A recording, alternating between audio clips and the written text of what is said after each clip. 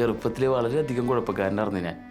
അതിൻ്റെ പീക്കിൽ വെച്ച് ഒരു തട്ട് കിട്ടി ജീവിതം തകർന്നു തുടങ്ങിയപ്പോൾ ഒരു കോൺഫിഡൻസിന് വേണ്ടി വെച്ചു തുടങ്ങിയതാണ് ആ താടിയും പിന്നെ ഈ രൂപവും ഈ വേഷമെല്ലാം.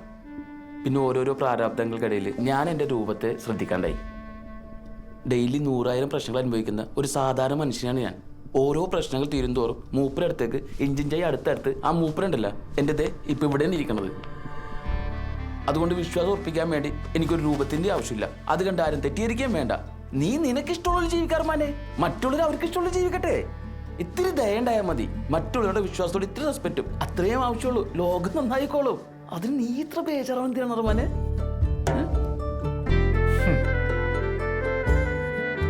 ചന്ദ്രേട്ടാ, അറുമാന് പോവാൻ ലേറ്റായി. അറുമാനെ കൊണ്ടുപോയി ആക്കിയിട്ട് വാ. ചെല്ല് പോടാ.